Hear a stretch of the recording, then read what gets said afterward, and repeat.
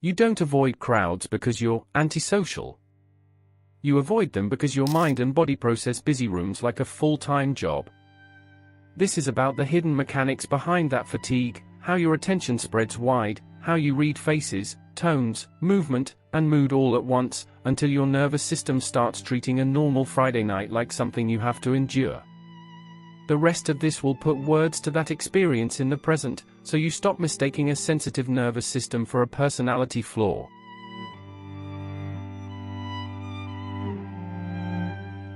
You'll recognize it in everyday scenes: a packed bus where every sound feels too close, a shopping mall where lights and chatter turn into static, a work meeting where you track everyone's temperature while pretending to just listen, a bar where laughter becomes pressure, a party where you smile while your body counts minutes. This isn't about pushing yourself to be more outgoing. It's about naming what's happening right now, in your body, in your attention, in the way you move through modern life. It often starts before you even arrive. You're choosing an outfit, checking the address, watching the time, and there's already a small tightening under your ribs. Not panic. More like forecast. You can picture the room, voices overlapping, bodies drifting too close, music that makes every conversation feel like effort. You tell yourself you'll stay a bit. And that's the first quiet sign: your mind is negotiating an exit while you're still at home. When you step into the crowd, the sensation isn't just loudness. It's density. Smells layered together. Light that's too sharp or too dim. Sound with no gaps. But what drains you most is how your attention refuses to stay narrow. Your eyes find faces without your permission. Your brain reads them like weather. Who's tense? Who's trying too hard?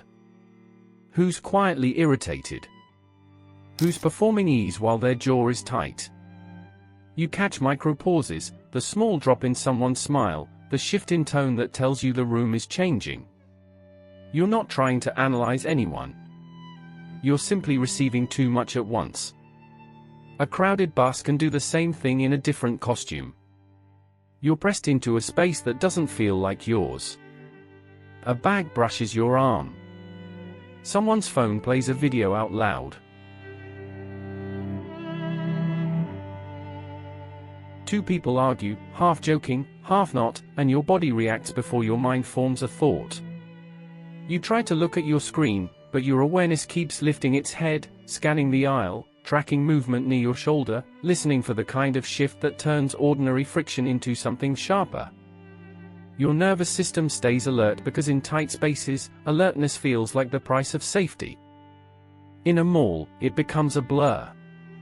The lights, the reflections, the music, the voices coming from every angle. You walk past a group laughing too loudly and your body flinches like it expects impact. You pass a family arguing softly and your attention hooks onto it, even if you don't want it to.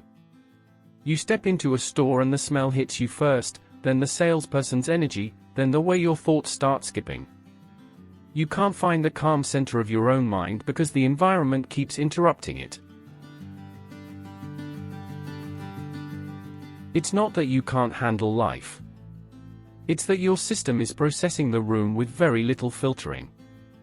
At work, it can look like competence. In a meeting, you don't just hear words, you feel the pressure under them. You notice who dominates, who withdraws, who gets defensive, who performs certainty, who stays silent while their leg shakes. You track the mood in real time, the way a single comment changes the temperature. You can sense conflict before it arrives, and because you sense it early, you start adjusting yourself to prevent it. You soften your point. You add a disclaimer. You keep your face open. You become smooth. From the outside, you look composed. Inside, you're doing emotional traffic control. This is why people misunderstand you. They think you dislike people. They label you shy, or introverted, and move on. But sometimes you enjoy people deeply in the right dose. One-on-one, you can be vivid, warm, attentive. In crowds, that same attentiveness becomes a leak. Your attention keeps spilling outward, tracking everything at once: sound, movement, mood, micro-threats, subtle tension. A busy room isn't just social. It's invasive. You start losing your edges. You stop feeling where you end and the room begins. So your coping turns into a quiet choreography. You stand near walls. You choose seats that face exits. You keep a drink in your hand because it gives you a reason to pause. You excuse yourself to the bathroom and breathe like you've surfaced from underwater. You check your phone not because you need information, but because the glow is simple and one-directional, something your mind can hold without scanning 10 faces. You smile on autopilot. You talk less. You become the observer in the corner, tracking the room like it's your responsibility. Then comes the aftermath. You get home and the silence hits like relief and a strange emptiness at the same time. Your shoulders drop. Your jaw unlocks. Your body feels heavy, as if it's been braced for hours without noticing. Sometimes you stand in your kitchen with the fridge open a little too long, staring at food you don't want, because your system is trying to come down from overload. Sometimes you lie in bed and scroll, not because you want more stimulation, but because the mind doesn't know how to descend cleanly. A dim feed can feel easier than a quiet room where your thoughts finally catch up with you. This is why "just relax" never lands. Relaxation isn't a decision. It's what happens when your body believes it can stop scanning. If crowds automatically trigger scanning, then crowded spaces will always feel expensive. Not dramatic. Expensive. A cost paid in attention, in tension, in recovery time. And because crowds are treated like proof of a good life, you can start shaming yourself for your limits. Busy rooms are marketed as connection. Packed bars, big parties, loud events, these are framed as normal. So when you avoid them, it can feel like you're failing at something basic. People ask why you don't come out more, and you don't have an easy answer that fits in casual conversation. My nervous system gets flooded, sounds too intense. So you say you're tired. You say you're busy. You make it small, even when it isn't. But once you understand what's happening, the story shifts. You stop calling it weakness. You stop treating your need for space like a flaw that must be corrected. You start seeing it as bandwidth. Capacity. A real limit, not a character defect.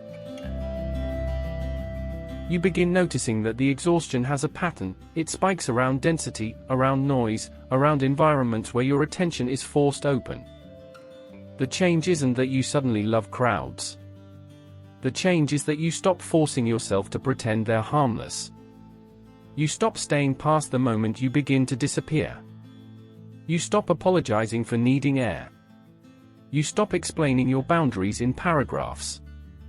You start choosing spaces that allow your attention to narrow again: one conversation, one voice, one street at dusk instead of a packed room where your body can't unclench. You might still show up sometimes.